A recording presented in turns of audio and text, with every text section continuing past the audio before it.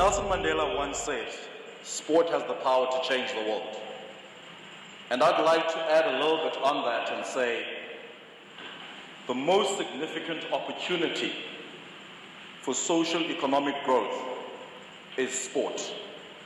Now, what I mean by that is, in a nutshell, through sports and our athletes, we can change our economy for the better. Being an athlete is a beautiful thing.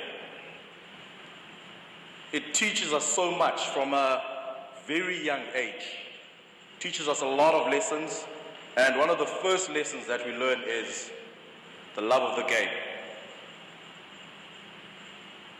How many of you here remember the first time you fell in love with your sport? There's quite a few. I'll tell you my first time. This happened around 1991, when for the first time, blacks and coloreds were allowed into white schools. It was around 10 a.m. in a winter's morning. I remember this very clearly. There was still frost on the ground, and I could actually feel the crunch of the frost as I walked onto the field and saw my footsteps behind me. As you walk on the grass, you can see your footsteps. But one thing that struck out for me was when I broke the line and I had one man to beat to score the try. I did a quick side step, went around the man. As I dotted the ball down, the crowd just pretty much went wild. And for me, this was mind-blowing. I looked around, I could see blacks, whites, coloreds interacting in one space. And as an 11-year-old, that for me showed how much power sport has. A lot of people will think that only at national level we can see what power sport can do. But as an 11-year-old, the whole town, I united a town at the age of 11. That's how powerful sport is. And that's how much we as humans and as a nation need to treasure the power of sport. And for me, that was the first time I actually realized that this is what I want to do, and I never looked back. So I've learned a lot of lessons through sport, but I'll talk about those in a moment. For me, the best days were in high school. The cheers, the unity, the camaraderie, the whole school backing you, the whole town backing you. Back in those days, one would feel like a god. Seriously, you felt untouchable. And that's what schools playing for a first team does for you. But also, once you start going up the ladder, you start playing for your club, you start playing for your union, you start playing for your country. Things do change a little bit. You get exposed to travel, you get exposed to money, you get exposed to fame. And at that moment, things just couldn't get better.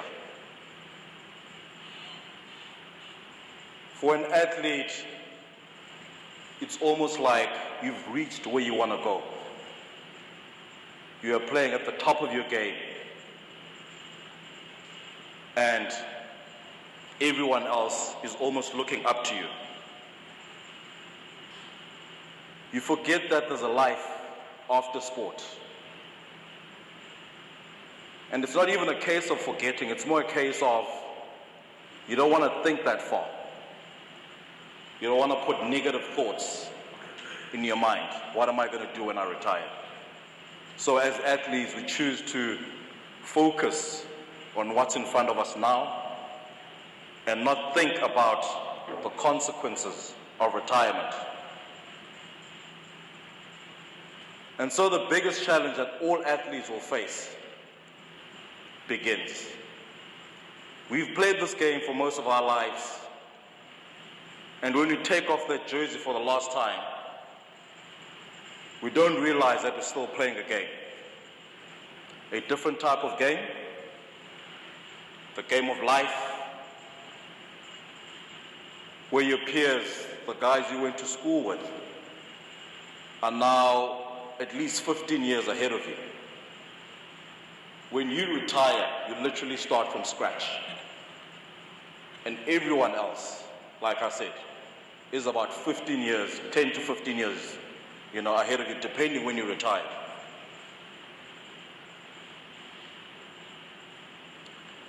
There's a saying that goes, every athlete dies twice. The first when they retire, and the second when they take their final breath on earth. Now, when you retire as an athlete, it almost feels as though a huge chunk of your life has been ripped apart. You lose your identity. You have no clue where your place is in the world. You lose your sense of being.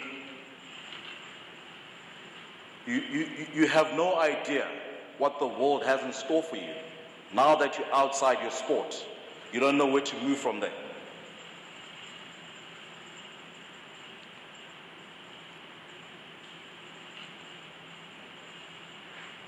Now, on the slide here,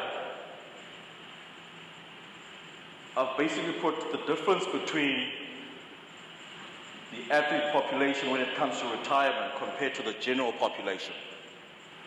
An athlete, before they retire, once they get to retirement, can have a lifespan between 5 and 15 years.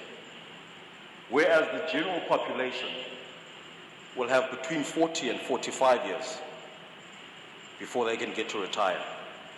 That basically puts everything into perspective on where we are as athletes and how far and how much harder we need to work to almost catch up to everyone else.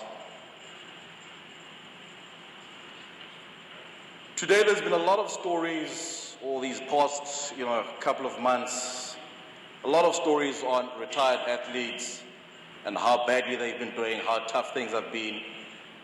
I can think as early as last month, there were talks on James Small, how his family was going to struggle, that he had passed away.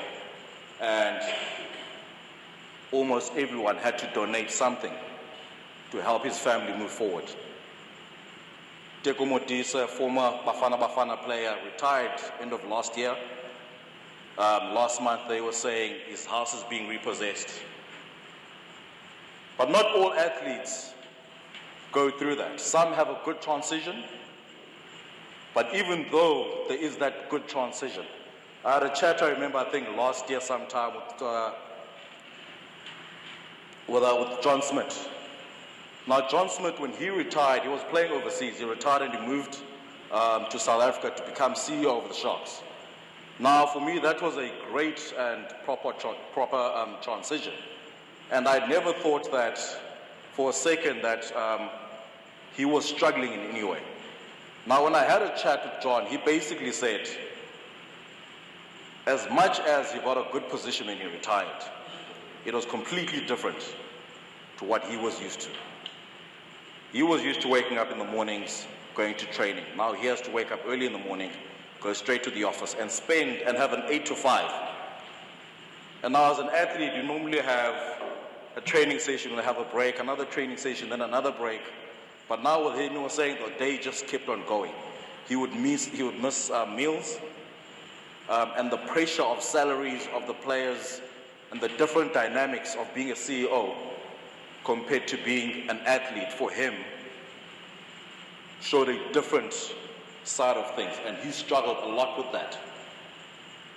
So although a lot of athletes struggle with the life after sport where they don't have anything behind them to help them through, carry them through for the rest of their lives, even those who do have a plan struggle with a plan. I I'll tell you a little bit about myself, my story when I retired. I stopped playing in 2009. I bust my knee, tore all my ligaments. But I still had a two-year contract, I think. So I just kept on going and training just to try and get the knee right. I had about 4 or 5 surgeries on it, but it just never improved. So I was forced to retire. The same year I retired was the same year I got married. The very next year I got my first child. So now things just started piling up. Now there's no income coming in, but everything is just leaking out. I had to pay for, we had a house, we had a car. There were a lot of expenses that were basically looking on me. And the biggest problem that I think most athletes, and mainly males, communication with your spouse is one of those things you don't want to talk about, especially when it comes to finances. So time went on. I could see that I was actually leaking out of funds. I managed to finally tell my wife, who in turn took a lot of responsibility in a lot of the expenses, the household expenses. She took over the house, she took over the cars. But that wasn't enough. I needed to find a plan, because with her, there was too much pressure on her, and I needed to find a way out. I started different businesses which would fail, and I was literally leaking money, but luckily I had invested enough to almost have generated a huge pool of money that could sustain me for a while. But those funds finally ran out. And I was on the brink of depression. I don't think I actually got depressed, but I was at the brink of depression. I finally found something I wanted to do, or I thought I wanted to do at the time, which was looking for sponsorships. I was assisting a couple of companies who were in the sponsorship business. So that gave me a little bit of funds to try and almost bounce back. But this time I was very careful with what I wanted to do with the money. I saved it a little bit. I finally saved enough to open up a car wash. A year later, I opened up a restaurant. Today, I have a car wash, a restaurant, just opened up a logistics company. And I'm currently busy with training to own a petrol station. So I've learned a lot of lessons through sports. And I've been to quite a lot of business seminars as well. One of the main things that people will tell you when you attend a business seminar is that you need to follow your passion. They will always say, follow your passion. And I was listening to a podcast the other day on Jack Ma. Jack Ma says most people start following their passion at the ages of 35. You can work until you're 35 and start following your passion at 35. Now this got me thinking, and I'm like, as an athlete, my passion was sport. At 35, my passion dies. What does that mean for us athletes? But then I also remembered that as an athlete, you weren't born passionate about sport. It's something you grow to love. So there's always room to find a new passion that you can try and get. Sport teaches us so many things, like I mentioned. It gives us permanent assets and perishable assets.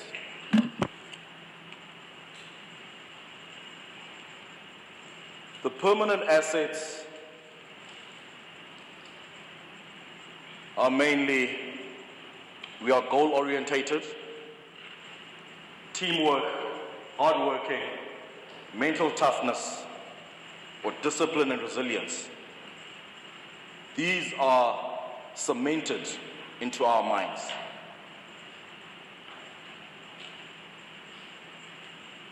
But the perishable assets for me are the ones that are more important than the permanent assets. Relationships, credibility, personal brand, money, education, and adaptability. The perishable assets are the ones you need to focus on if you want a future or be successful after sport. Because these assets can disappear tomorrow. Money disappears very quickly. Your brand, if you don't look after your brand, that will disappear very quickly. You need to build a lot of relationships that are going to help you succeed in the long run. Credibility. Credibility goes a long way. When you're at the top of your game, for example, I can go and meet any CEO. They'll open their doors for me. And I can talk and pitch my idea. But after a year from retirement, if I knock on that guy's door, he's not going to open the door for you. Because now as a CEO, he's at the top of his game. You're no longer at the top of your game. You're right at the bottom of the food chain. The likelihood is that he's not going to listen to you, nor will he open the door for you. Education is very important. It might not be one of those assets you get from sport, but it's something you can get from a university. And outside that, education is not just about studying at university. You can teach yourself life skills, reading, learn different things on a daily basis. And this is how you can improve your life. So if you think about it, athletes are actually the cream of the crop. We are used to success, we are used to failure. So why do we fail if we have all of these assets? We fail because if you fail to prepare, you prepare to fail. That's one of the first lessons you learn as an athlete. We fail because this is the only thing we've ever known how to do, and to do extremely well. We fail because we don't realize that the same principles apply for when you retire.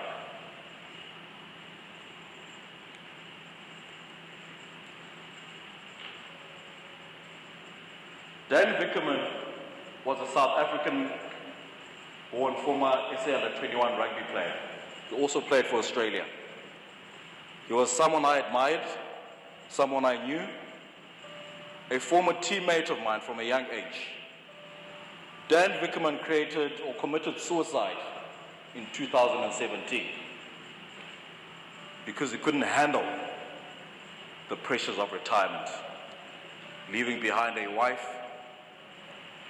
and 2 kids. In closing, I want to say, being a pro athlete may be the dream job with an incredibly enriching beginning. But that's all it is. It's just the beginning. Thank you.